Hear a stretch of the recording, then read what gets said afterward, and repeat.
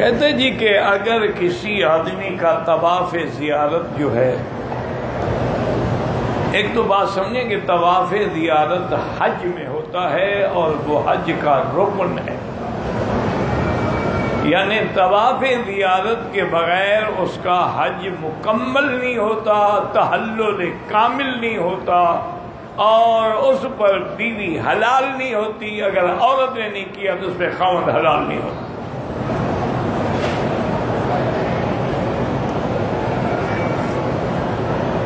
ایک ہے تحلل اول، یعنی جب آدمی عرفات سے واپس آیا، رات مزدلفہ میں گزاری، صبح مینا میں آیا، کنکری ماری، کنکری کے بعد قربانی کی، قربانی کے بعد سر مڑایا، اب یہ تحلل اول حاصل ہو گیا۔ کیا معنی؟ اب وہ غسل کر سکتا ہے، کپڑے پہن سکتا ہے، خوشبو لگا سکتا ہے، اس پہ سب کچھ حلال ہے، لیکن بیوی حلال نہیں ہوگی جب تک طواف زیارت نہ کرے۔ اور طواف زیارت کے لیے احناف کے نزدیک تو وقت جو ہے وہ 10، 11 اور 12، یعنی 12 کے سورج ڈوبنے سے پہلے پہلے طواف زیارت کر لے، بعد میں کرے ہو جائے گا لیکن دم پڑ جائے گا۔ اب ایک آدمی نے نعوذ باللہ ثم نعوذ باللہ طواف زیارت نہیں کیا ہے تو اس پہ بیوی حرام ہے، حلال نہیں ہوگی۔ اس کو چاہیے کہ واپس آئے، واپس آنے کے بعد وہ طواف زیارت کی قضا بھی کرے اور دم بھی ادا کرے، اور بعض علماء فرماتے ہیں کہ دم نہیں بدلنا اس کو دینا پڑے گا، یعنی بڑا جانور ذبح کرنا ہوگا۔ لیکن اس کے ساتھ ایک بات اور سمجھ لیں، مثلا ایک آدمی نے مینا سے واپس آ گیا، اس نے کوئی طواف کیا ہے، مثلا طواف الوداع کر لیا، تو وہ خود بخود طواف زیارت ہو جائے گا۔ اگر اس نے مینا سے واپس آنے کے بعد کوئی طواف کیا ہی نہیں ہے تو اس کا معنی ہے کہ اس کا طواف زیارت نہیں ہوا ہے اور طواف الوداع بھی نہیں ہوا۔ تو لہذا ایسے حالات میں فوراً آدمی عمرے پہ آئے، عمرہ کرے، پھر طواف زیارت کی قضا کرے اور اس کے بعد توبہ بھی کرے، استغفار بھی کرے۔ پتہ نہیں اس نے عرصے میں کتنی دفعہ بیوی سے ملا ہوگا، بیوی تو اس پہ حرام تھی۔ کہتے جی کہ عورتیں جو ہیں وہ حرم شریف میں جنازے کی نماز پڑھ سکتی ہیں، فرض نماز پڑھ سکتی ہیں، جنازہ کیوں نہیں پڑھ سکتی؟ نہیں، کوئی عجیب مسئلہ ہے، لوگوں کے دماغ میں بیٹھا ہوا ہے، کوئی علاج، کوئی حل ہے اس کا؟ بھئی فرض تو پڑھ رہی ہیں، فرض نماز ہو جاتی ہے، جنازہ نہیں ہوتا جو فرض کفایہ ہے۔ اصل مشکل یہ ہے کہ میرے محترم بزرگ مسئلے کو سمجھنے کی کوشش نہیں کرتے۔ عورت پر جنازے کے لیے گھر سے آنا اور جنازہ پڑھنا جائز نہیں ہے، کہ عورت گھر سے صرف جنازہ پڑھنے کے لیے جنازہ گاہ میں آئے، نہ جائز۔ لیکن اگر عورت مسجد میں موجود ہے، نماز میں موجود ہے، جنازہ کھڑا ہو گیا تو پڑھے گی، کیوں نہیں پڑھے گی؟ عورت کا جنازہ تم پڑھتے ہو، عورت نہیں پڑھے گی۔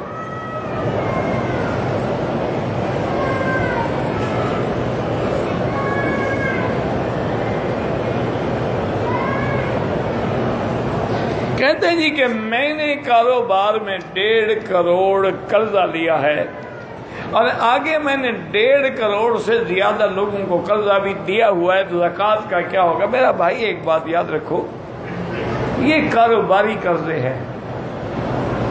اس طرح تو جتنے آپ کے بڑے بڑے ملونر ہوتے ہیں نا جی، بڑے بڑے، وہ بھی ہر وقت بیچارے مقروض ہیں، انہیں بینکوں کو دینا ہے۔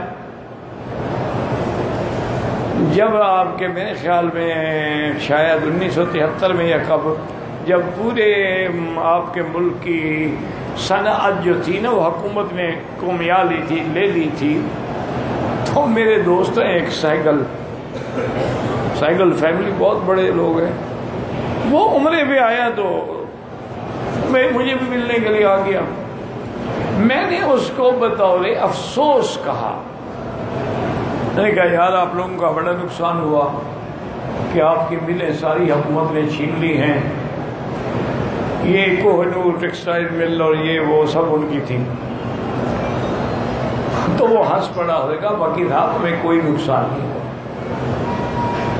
آپ بادشاہ آدمی ہیں، حرم میں بیٹھ کے اللہ کا کام کرتے ہیں، آپ کو ہمارے دھندوں کا کیا پتہ ہے، کوئی نقصان نہیں ہوا ہمارا۔ اور ابھی جو گورنمنٹ نے ہم سے زبردستی لے لی ہے، ایک وقت آئے گا ہاتھ باندھ کے ہمیں واپس کریں گے۔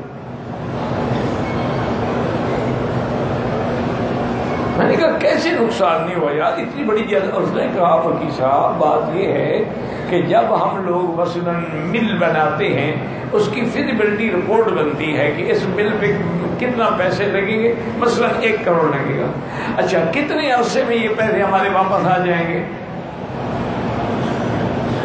اور اس پہ ہمیں کتنا متوقع نفع ملنا چاہیے۔ یہ ساری ہماری پہلے سے فیزیبلٹی رپورٹ بنتی ہے، اور پھر مل لگنی ہے 1 کروڑ میں، ہم نے 25 لاکھ دکھانا ہوتا ہے، باقی تو بینک دیتا ہے،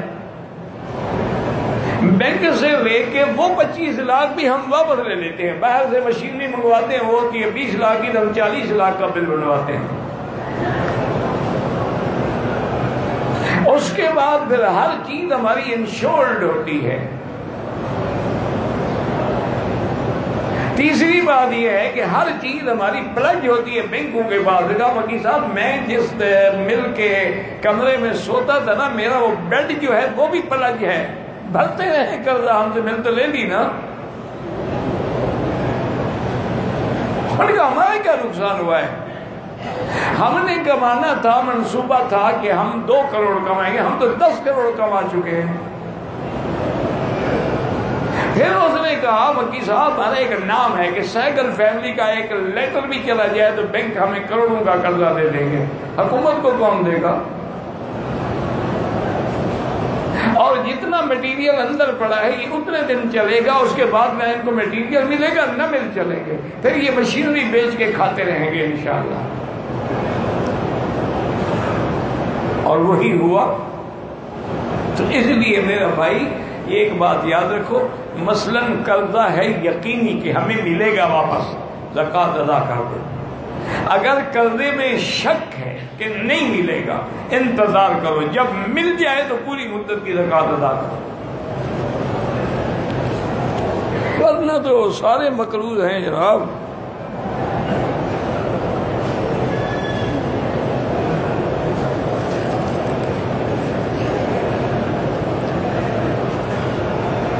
کہتے ہیں جی کہ حبیب الرحمان کے کاروبار کے پتہ نہیں کیا دعا کرتے ہیں، بے روزگار۔ بھئی بے روزگار ہو تو اللہ نے وعدہ کیا ہوا ہے کہ اللہ کا وعدہ ہے کہ ما من دابۃ فی الارض الا علی اللہ رزقها، زمین پہ کوئی بھی چلنے والی جاندار چیز کے رزق کا ذمہ دار اللہ ہے۔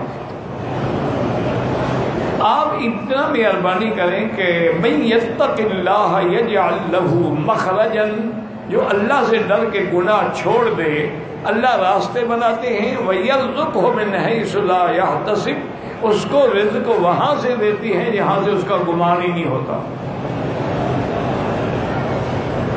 اس کی چھوٹی سی میں مثال دوں، یہ میں کو اپنی پیری بزرگی نہیں دکھا رہا، کہیں ایسا نہ سمجھنا مجھے پیر شیر بنا دو۔ یہ کل کی بات ہے کہ میں گاڑی میں حرم آ رہا تھا تو میرے ساتھی نے کہا کہ حضرت وہ ہمارے علاقے سے آیا ہے، باٹا بھی کہتے ہیں اس کو، سہانجنا بھی کہتے ہیں، تو وہ رات آپ کے لیے پکائیں۔ میں نے کہا کہ نہیں، وہ گرم ہوتا ہے، رات کو میرے لیے وہ نہ بنائیں۔ اچھا، اس کے فوراً بعد میں نے کہا یار وہ یہ سہانجنا تو پھر بھی مل جاتا ہے، کچنال نہیں آتی۔ اچھا، یہ دونوں چیزیں جو ہے نا ہماری اسرائیل کی پٹی ملتان ایریے میں اور کہیں نہیں ہوتی۔ تو اس نے کہا کہ جی انشاءاللہ ابھی دیکھتے ہیں، کوئی بندے ملتان سے آنے والے ہیں تو ان کے دن میں لگائیں گے کہ وہ آپ کے لیے کچنال لے آئیں۔ میں کہا ٹھیک۔ آج عصر کی نماز پڑھ کے میں بیٹھا تو میرے پرانا دوست ہے کہ ساتھ وہ آیا اور شاطر پکڑ میں کہ یہ کیا کہتے جی کچنال لایا ہوں آپ کے لیے.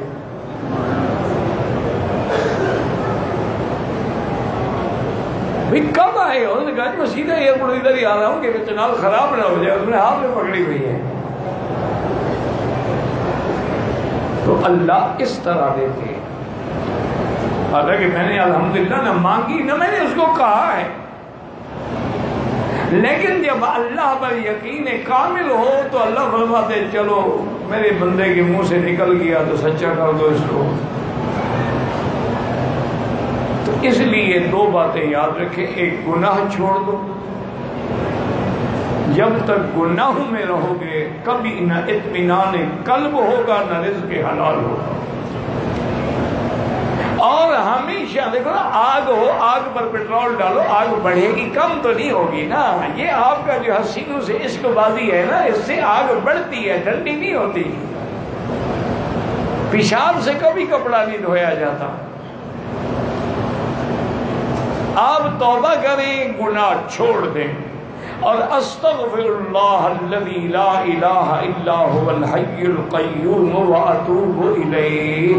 یہ 2000 دفعہ روزانہ پڑھیں. ہر نماز کے بعد 2 تسبیح پڑھ لیں. مشکل کیا ہے؟ انشاءاللہ آپ دیکھیں کہ آپ حیران ہو جائیں گے کہ رزق کہاں سے آئے. اسی طرح ایک صحابی فرماتے ہیں کہ میں بڑا ہی اداس تھا، غمگین تھا، پریشان بیٹھا تھا کہ حضور پاک تشریف لائے. فرمایا کیا بات ہے، کیوں غمگین؟ انہوں نے کہا حضور ایک تو قرضہ بہت ہو گیا ہے اور وسائل رزق بھی نہیں رہے ہیں کہ میں کب آ کے قرض ادا کروں. آپ نے فرمایا اللہ کے بندے یہ کیا مشکل ہے، میں تمہیں ایک دعا بتلاتا ہوں پر اس کو یاد کر لو.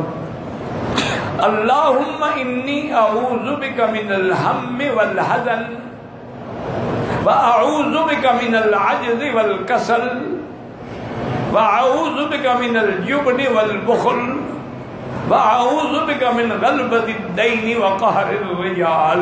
اور میں 3 دفعہ صبح 3 دفعہ شام کو پڑھ لیا کرو. صحابی کہتے ہیں میں چند دن پڑھا تو سارے ہم غم قرضے سب کچھ ختم، اتنی دولت آنے لگی میں حیران ہو گیا. صرف یہ دعا 3 دفعہ صبح 3 دفعہ شام. مشکل کیا ہے؟ ایک اور صحابی نے شکایت کی تو انہوں نے کہا حضور میرا کاروبار تباہ اور جو کاروبار کرتا ہوں برکت نہیں ہوتی. ہر گھر میں کوئی مشکل بات نہیں ہے. جب بھی تم دکان کھولو، دکان میں جاؤ یا گھر میں جاؤ یا کمرہ گھر کے کمرے کو کھولو تو بسم اللہ والصلاۃ والسلام علی رسول اللہ صلی اللہ علیہ وسلم اور قل هو اللہ احد یہ سورت ایک دفعہ پڑھ لیا کرو. اب کیا مشکل ہے جی؟ آپ نے دکان تو کھولنا ہے نا. گھر جاؤ گے کمرہ بھی تو آخر کھولو گے، بیڈ روم کھولو گے، ڈرائنگ روم کھولو گے، کہیں بیٹھو گے، ایک دفعہ سورت اخلاص پڑھنے کی کیا مشکل ہے؟ اور صلاۃ والسلام تو حضور پہ ہر مسلمان قلب دروشی پڑھتا ہے. اور اس نے کہا جی اللہ نے میرے رزق میں ایسے برکتیں ڈالی کہ میں مٹی کو ہاتھ لگاتا تھا اور سونا بن جاتا. بھائی رزق تو مل سکتا ہے لیکن تم نہ لینا چاہو تو تمہاری مرضی.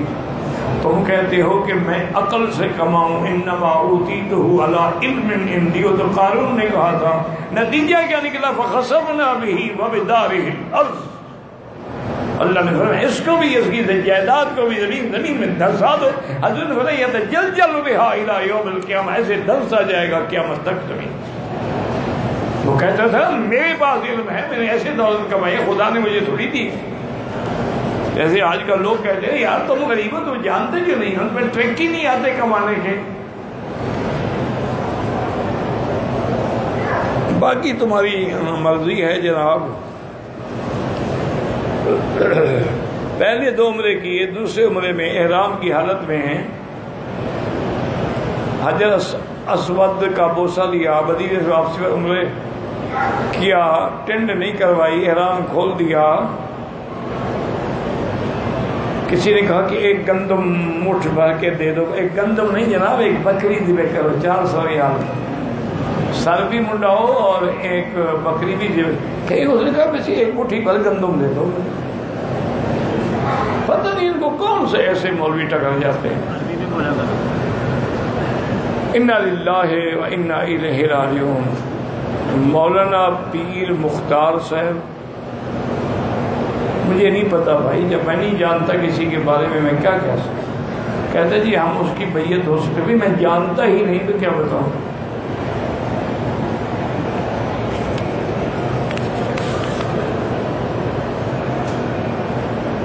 حضرت امیر معاویہ حضور کے سالہ ہیں، کاتب الوحی ہیں، جلیل القدر صحابی ہیں، فاتح اسلام ہیں رضی اللہ عنہ وارضاہ. ابو طالب حضور کے چچا ہیں لیکن اسلام نہیں لے آئے.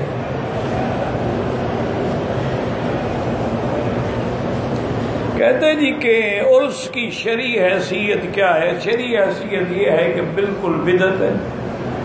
نہ حضور پاک نے کسی اپنی بیوی کا عرس کیا، نہ اپنے دادا ابراہیم اسماعیل کا عرس کیا، نہ صحابہ نے عرس کیا، نہ تابعین نے عرس کیا. یہ تو خالص بدعات ہے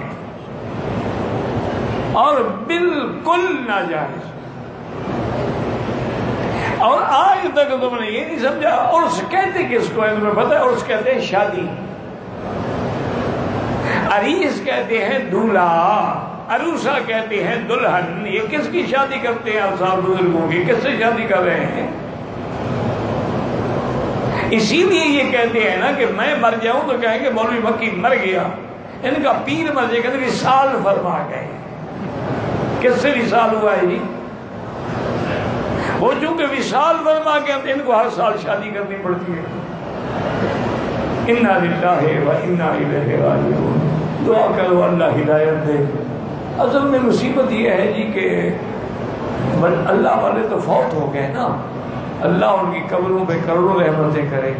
بعد میں آ گئے جاہل لوگ، اب وہ اپنی جہالت کو چھپانے کے لیے یہ بہانے بناتے ہیں کہ سبحان اللہ جی حضرت کا عرس منا رہے ہیں، کروڑوں کا چندہ بھی آ جاتا ہے، اور حضرت کو ثواب بخشنے کے لیے عرس پہ باقاعدہ میلہ ٹھیلا مجرا گانے بجانے تاکہ ثواب ہوگا نا حضرت کو. انا للہ و انا الیہ راجعون. اب اگر اللہ عقل چھین لے تو آدمی کیا کہہ سکتا؟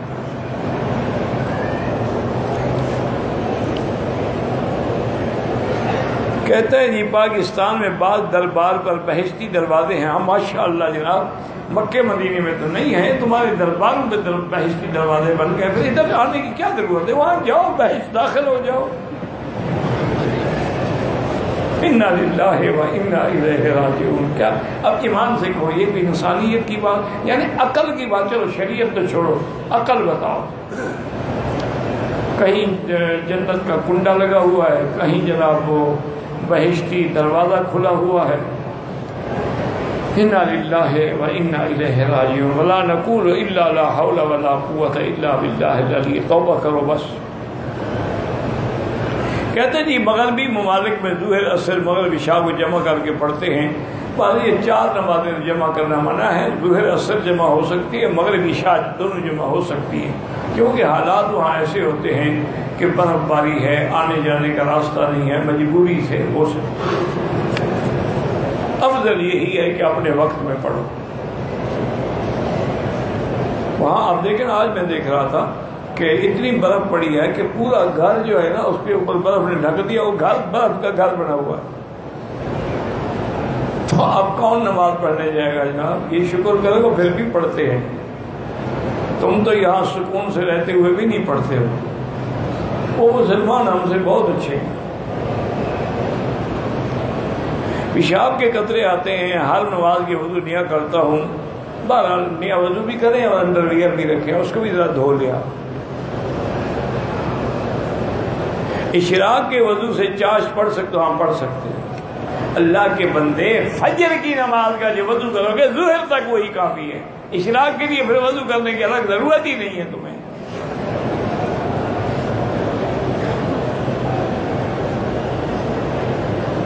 کہتے جی قرآن میں اگر علاج موجود ہے، شیطانی اثرات نظر بد کے کیوں ہوتے؟ تم قرآن کے قریب ہی نہیں آتے ہو تو نہیں ہوں گے تو کیا ہوگا؟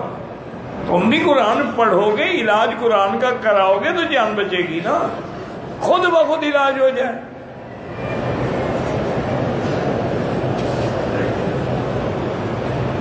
ایک آدمی کی وفات کے بعد پینشن فنڈ جو ہے اور اس کے جو بھی وارث ہیں وہ حقدار، یہ نہیں کہ صرف بیوی حقدار ہے، اس کی اولاد ہے، بیٹے ہیں، بیٹیاں ہیں، بھی سب کو شریعت کے مطابق حصہ ملے گا۔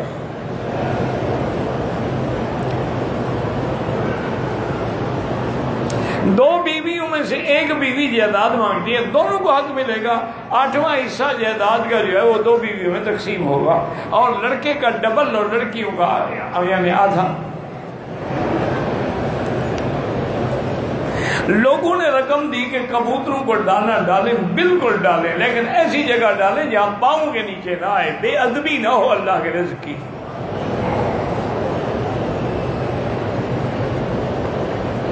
کہتے جی صفا مروہ دوڑنے کے بعد مجھے آنکھ میں تکلیف ہوئی تو میں نے احرام کی چادر سے آنکھ کو صاف کر لیا، نہ تو کسی اور کو بلاتے کہ تم آگے صاف کرو۔ نہیں، کیا ہو گیا ان لوگوں کو بھائی؟ پھر کہتے ہیں مکی صاحب ناراض، تم پاگل بنا دیتے ہو۔ ناراض نہیں ہوتا، پاگل ہو جاتا ہوں۔ آنکھ کو صاف کیا تو کیا ہو گیا؟ پورا منہ صاف کر سکتے ہو، صرف آنکھ کی کیا ضرورت ہے؟ اللہ کے تمام پیغمبر اپنی قبروں میں زندہ ہیں۔ الانبیاء احیاء فی قبورہم۔ کسی ٹریول والے نے غیر محرم کسی عورت کے ساتھ محرم بنا دیا، بالکل گناہ ہے، اس کے بنانے سے آدمی محرم نہیں بن جاتا۔ محرم کا معنی وہ ہوتا ہے جس سے نکاح حرام ہو، جیسے بیٹا ہے، بھائی ہے، باپ ہے، سسر ہے، جس سے نکاح حرام وہ محرم۔ یہ تھوڑا ہے کہ بنانے سے کیا ہے بھائی، کیوں آگے آ رہے ہو، کیا وجہ ہے؟ یہ طلباء تمہارے پیچھے بیٹھے رہیں اور چلے جائیں واپس جہاں سے آئے ہیں، عجیب آدمی ہے۔ تمہارے سامنے کتابوں والے بیٹھے ہوئے، آ گیا السلام علیکم جی، لا حول ولا قوت۔ وسیلہ دینے کی ضرورت، سیدھی اللہ سے دعا مانگیں۔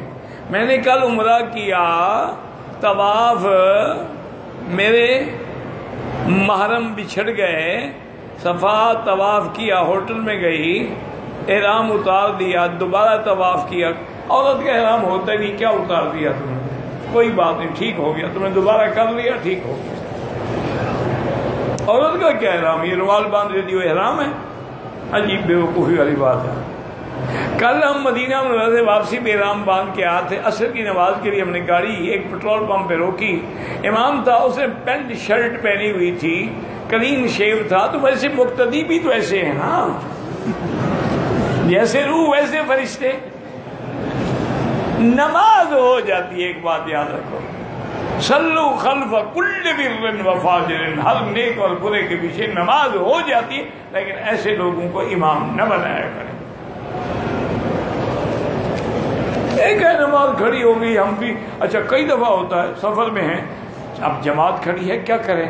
اب تو خیر میں احتیاط کرتا ہوں، پہلے میں نہیں کرتا تھا، جماعت کے بھاگ کے مل گیا، جب سلام پھیرا دیکھا ماشاءاللہ وہ تو کلین شیو ہیں حضرت، پھر افسوس ہوتا تھا۔ اچھا تو اب میں یہ ہے کہ میں مسجد کے باہر ہی کھڑا رہتا ہوں تاکہ کسی کو شبہ ہی نہ ہو نا کہ کیوں کھڑے ہیں، تو پھر جب اپنے ساتھی آ جاتے ہیں گھر ہم اپنی جماعت کر لیتے ہیں۔ پاکستان سے عمرے کے لیے 21 دن کی نیت سفر کیا، پاکستان سے مدینہ منورہ، مکہ مکرمہ، زیارات، میدان عرفات، فلان، تو کیا ہو گیا؟ ٹھیک ہے، کچھ نہیں، اگر ایک جگہ 15 دن ٹھہرنا ہے تو مقیم ہے ورنہ مسافر ہے۔ اگر عورت کو لیکوریا کی بیماری ہے، تھوڑی تھوڑی دیر بعد پانی آتا ہے، پتہ ہی نہیں چلتا ہے، تو وضو نماز ہر نماز کے لیے نیا وضو کرے، ٹھیک ہے، یعنی جو فجر کو کیا ظہر تک کافی ہے، ظہر کو کیا عصر تک کافی ہے، عصر کو کیا مغرب تک کافی ہے۔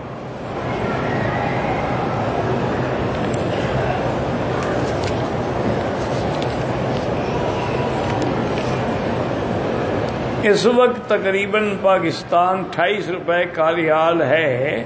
منی ایکسچینج والے جو ہیں مختلف، لازمی بات ہے، بینک کا ریٹ الگ ہوگا، منی چینجر کا الگ ہوگا، دوسروں کا الگ ہوگا. اب یہ تو قانونی معاملات ہیں، یہ میرے بس میں تو نہیں ہے.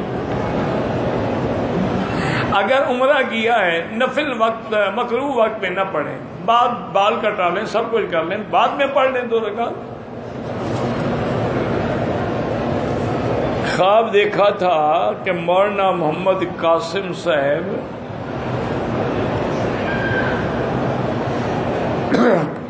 یہ خواب دیکھا. خواب کا کیا اعتبار ہے؟ اللہ عالم.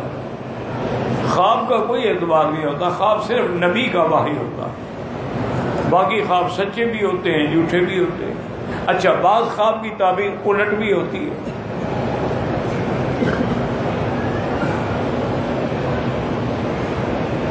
اللہ عالم جی. بہرحال گزارش یہ ہے کہ حضرت حاجی امداد اللہ صاحب کے عقیدے پر، ان کے اعمال پہ حضرت گنگوہی یا حضرت تھانوی عمل نہیں کرتے تھے، وہ خود عالم تھے.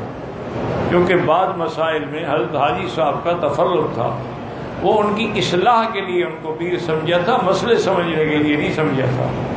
اس لیے حضرت گنگوہی ہمیشہ فرماتے تھے کہ کوئی شریعت کا مسئلہ ہو تو ہم سے پوچھا کرو، حضرت تو عالم نہیں ہے. میرے والدین فوت ہو چکے، بیوی بھی فوت ہو چکی. ایک عمرہ اپنے لیے، ایک عمرہ جیران سے والدہ کے لیے کیا تھا، تو بالکل کر سکتے ہیں. جو فوت ہو گئے ان کے لیے آپ عمرہ کر سکتے، ایک عمرہ ایک کے لیے.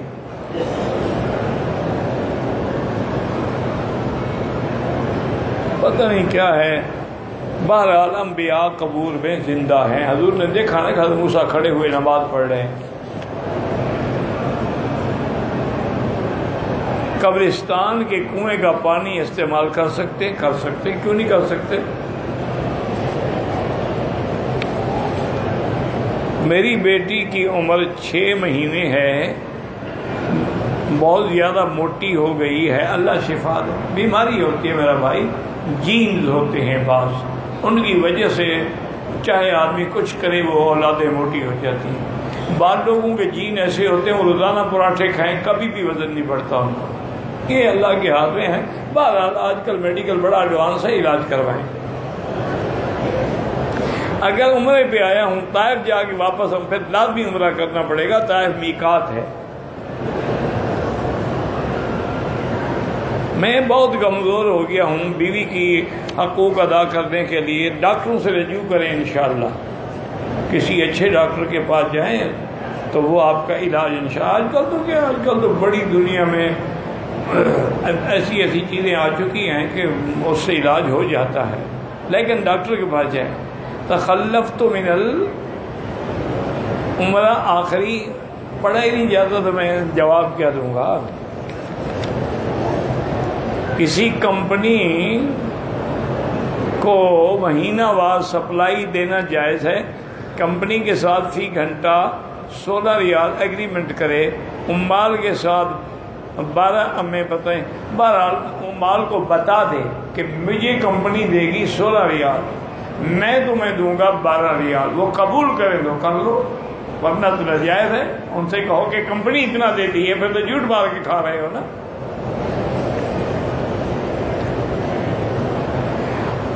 طواف مطاف میں گئے تو جوتے باہر رکھ گئے، واپسی پہ جوتے وہاں نہیں ہیں تو نہیں ہیں، اور خریدو.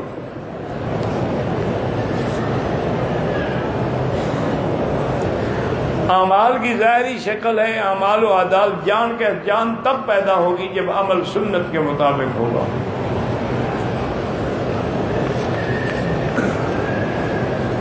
میری والد والدہ بیمار ہیں، اللہ ہر بیمار کو شفا عطا فرما.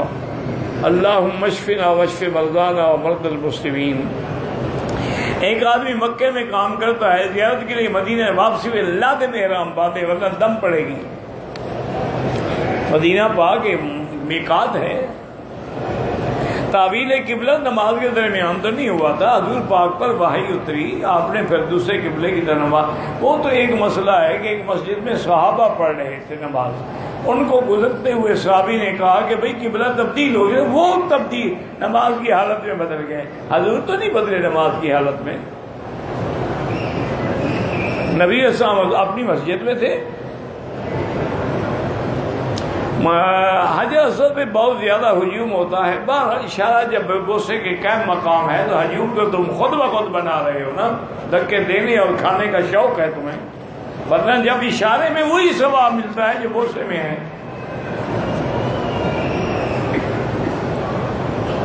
اگر دو عمرے والے ہیں، دونوں نے طواف کر لیا، صفا مروہ دوڑ لیا، ایک دوسرے کے بال کاٹ سکتے ہیں؟ کاٹ سکتے ہیں.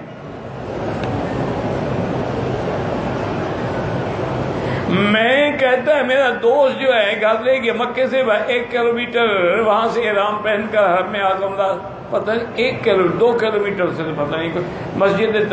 اگر حد حرم کے باہر سے احرام باندھو گے تو عمرہ ہوگا ورنہ نہیں ہوگا.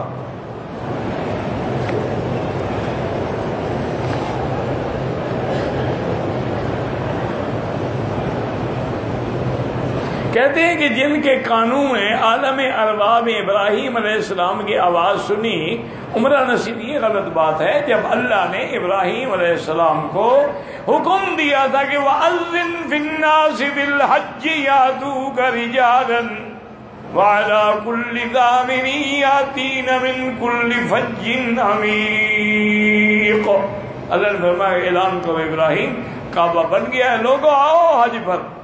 تو ابراہیم علیہ السلام نے ندا کی، اللہ نے وہ آواز انسانوں کو پہنچا دی. تو جس نے لبیک کہا اس کو حج نصیب ہوگا. خارجین کی کیا تاریخ ہے تو کتاب لے لیں، خوارج پڑھیں. یہ ایسی بات ہے کہ چٹ میں بتا دوں.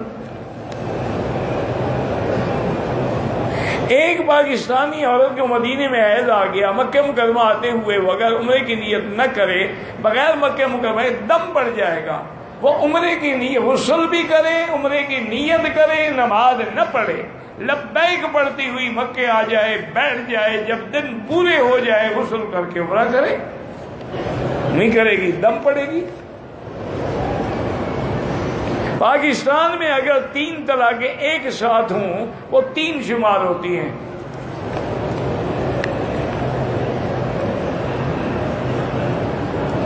عورت پاکستان سے احرام باندھ کے آئی، حیض آ کے آ جائے، کپڑے بدل لے، چادر کھول لے، لیکن جب پاک ہو جائے جا کے عمرہ پورا کرے. ایک رومال کھولنے سے احرام نہیں کھول جاتا. کہتے ہیں جی کہ آج کل جو کشمیر میں اور بہرحال جہاں کافروں سے لڑائی ہے وہ تو جہاد ہے، مسلمانوں سے لڑائی فساد ہے. ایک موٹی بات یاد رکھیں کہ جہاں کافروں سے لڑائی ہے وہ جہاد ہے، اگر مسلمانوں کو مارتے ہو تو وہ فساد ہے.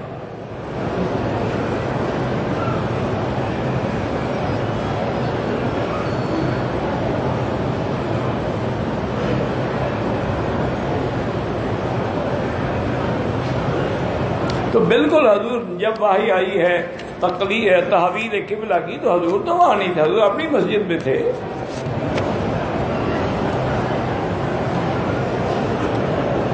اگر کوئی بندہ عمرے پہ آیا، طواف بیت اللہ کیا، صفا مروہ نہیں کر سکا، ایک بکری دم بھی دے، بال بھی کٹوائے کہ نہیں کٹوائے؟ ورنہ تو احرام میں ہے وہ ابھی تک. چادریں کھولنے سے آدمی احرام سے نہیں نکل جاتا. جب تک بال نہیں مڈائے گا احرام میں ہے. مسجد کو گرا کر اس کی مٹی کو کچرے کی کھائی میں ڈالے تو ٹھیک ہے، لیکن گرائے تب بنانے کے لیے، ایسے نہیں کہ مسجد اللہ کا گھر گرا دے. ہاں اگر وہ کچی ہے، پرانی ہو گئی، گرا دی پھر نہیں بنائی، ٹھیک، تو وہ مٹی کہیں تو ڈالے گا، کھائے گا تو نہیں. آخر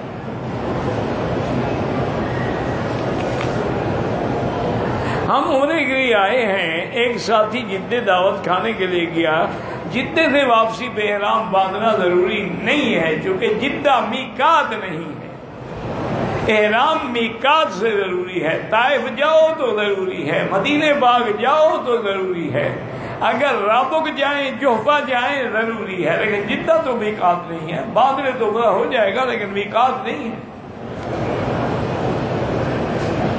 گندم کی ذخیرہ اندوزی کرنا حرام ہے.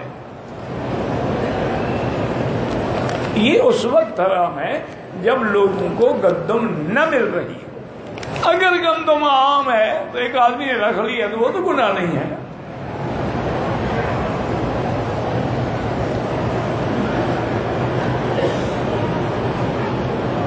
لیٹرین کو گرا کے اس کے اوپر بچوں کو نازلہ قرآن پڑھائے، کوئی فرق نہیں پڑتا کیا ہے؟ جب گرا دیا جگہ صاف ہو گئی، بات ختم۔ ایک مسجد کو شہید کر کے دوسری مسجد چند قدم پہ تعمیر کریں، وہ جائز ہے کہ اس جگہ کو بھی شامل کریں مسجد میں جو پہلے مسجد تھی۔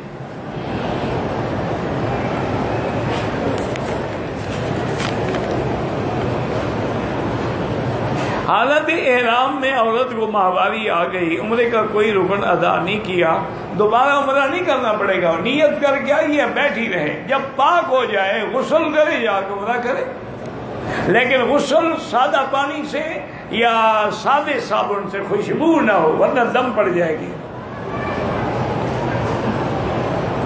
حالت حیض میں بھی احرام کی بالکل لازمی ہے، وہ تو محرمہ ہے نا، احرام میں ہے، وہ تمام پابندیاں اس پر لازم ہیں۔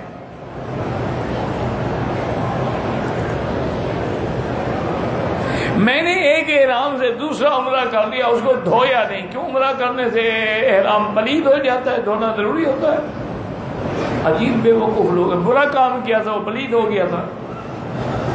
اللہ کے بندے، ایک عمرے احرام میں چاہے 100 عمرہ کرو، دھونے کا کیا مطلب ہے؟ مدینے سے احرام باندھ کے آئے ہیں، طواف کیے، صفا نہیں کیا، کمرے میں آگے بال کاٹنے لگے لیکن سائی نہیں کی، بتایا پھر سائی کی اور حل کرا، ٹھیک ہے، جب سائی کر دی بعد میں حل کرایا تو ٹھیک ہو گیا۔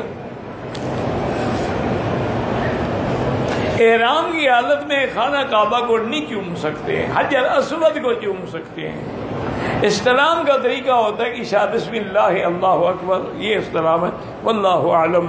ربنا تقبل منا انك انت السميع العليم وتب علينا انك انت التواب الرحيم يا حي يا قيوم يا ذا الجلال والاكرام يا ذا الجلال والاكرام يا ذا الجلال والاكرام اللهم كن لنا ولا تكن علينا وانصرنا على من بغى علينا اللهم كن بنا رؤوفا رحيما ولا تجعلنا شقيا ولا محروما اللهم انصر الاسلام والمسلمين اللهم احفظ سائر بلاد المسلمين وهذا البلد الامين واجعله امنا مطمئنا سخاء رخاء الى يوم الدين اللهم اصلحنا واصلح بنا واصلح اولادنا واولاد المسلمين اللهم اصلح شبابنا وشباب المسلمين اللهم اصلح ذرياتنا وذريات المسلمين اللهم اصلح لنا شأننا كلها فلا تکلنا الی انفسنا طرفۃ عین قط ولا اقل من ذلک۔ یا اللہ بیماروں کو شفا عطا فرما، یا اللہ ہماری ظاہری باطنی روحانی جسمانی بیماریاں دور فرما، یا اللہ بے حیاؤں کو حیا عطا فرما، یا اللہ بے دینوں کو دین عطا فرما، یا اللہ بے اولادوں کو اولاد صالح عطا فرما، یا اللہ جن کے گھروں میں بچیاں ہیں ان کو خیر کے اور دین والے رشتے نصیب فرما، یا اللہ تمام مساجد مدارس معاہد کی حفاظت فرما، یا اللہ تمام دین کے کام کرنے والوں کی حفاظت فرما، یا اللہ مسلمان کشمیر میں ہیں، شام میں ہیں، فلسطین میں ہیں، عرب میں ہیں، عجب میں ہیں، یا اللہ ان سب کی جان مال آبرو عزت کی حفاظت فرما۔ ربنا تقبل منا انك انت السميع العليم وتب علينا انك انت التواب الرحيم سبحان ربك رب العزة عما يصفون وسلام على المرسلين والحمد لله رب العالمين آمين برحمتك يا ارحم الراحمين صلى الله تعالى على خير خلقه سيدنا محمد وعلى آله وصحبه أجمعين۔